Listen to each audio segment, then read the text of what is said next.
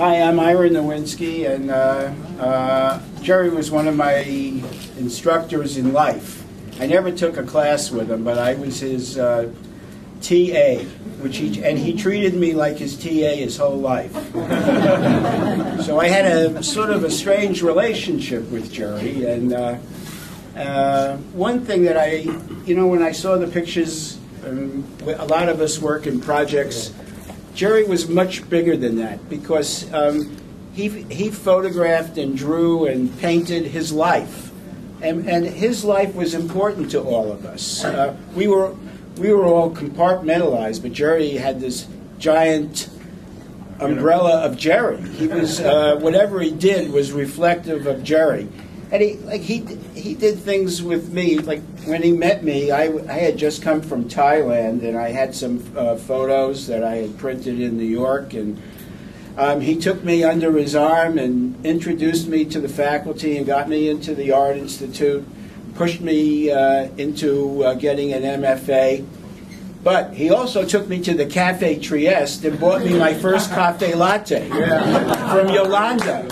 And I remember it was 45 cents, and he bought it for me. So that's the kind of guy he was, and he was Mr. North Beach. And he drank his coffee every morning by himself, and he moved around cafes. He used to drink in the Trieste. Then he moved over to the Roma. And we would all follow him. All of a sudden, Jerry decided that he was going to go to another place. And so I brought these cannolis in his honor. And I also brought some brandy. And I thought maybe we could, and these little Jerry cups. And I thought maybe we could toast him. Because, he likes stuff like that. And I just like to say another thing about him. I've been in university, and everything was separated. There was the faculty and the administration and the students. And when I came to the Art Institute, it was because of Jerry. It was all mushed together. I mean, I came in and I was walking down the hallway, and Robert Frank was walking and grabbing contact sheets and prints from students and talking to us. And Larry Clark and Ralph Gibson were here, and Larry had just published Tulsa.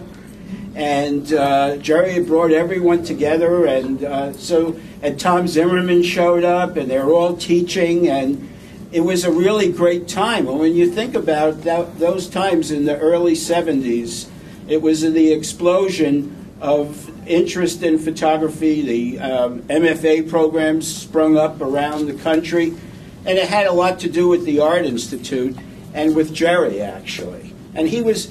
Even when Dennis looked at his archive, he kept everything. He had all of his class rolls. He knew all of his students, and he most likely, had a couple shots of brandy and pulled out some student logs from '81 and said, "Oh yeah, I remember that one, and that one never brought their portfolio in, so I flunked them," because he was tough. And a lot of people know me for being his TA. They say.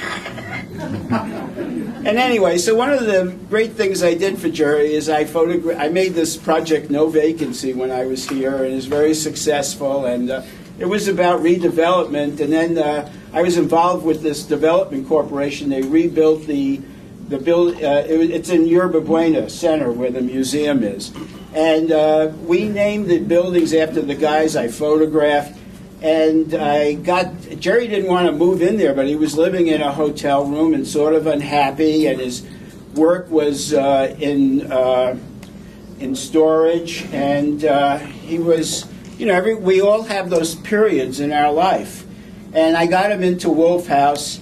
He had a one-bedroom apartment, and he went digital, and he got an assistant, and he became full Jerry again. And so he had a really happy end life, and he was able to go back into those 50s photographs that we all had heard about, but he wouldn't show it to us.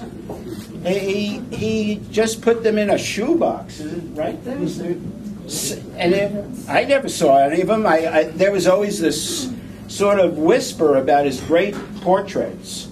So now I hope that we can do something for him and get some of them published, especially the ones of Jay DeFeo and the Rose and all the artists and people that he photographed. The other thing about Jerry is he lived in this in the gay culture in the 50s, which is very important in the history of San Francisco.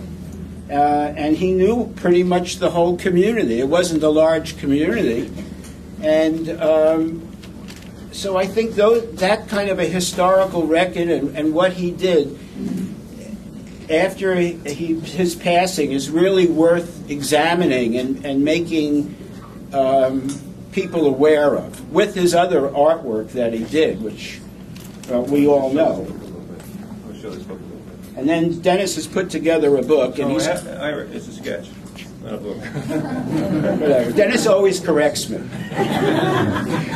We went to the MFA, and I've been corrected about 11,000 times. Okay. Because I have a tendency to hyperbole, but after early on.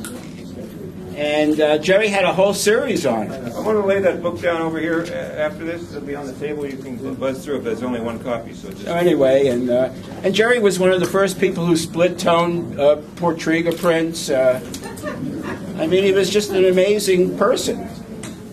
Anyway, that's all I got to say. I loved him, and I'm happy everyone's here. I'll clap for it, too. And I hope you'll have a drink of brandy. Sometimes I brought these little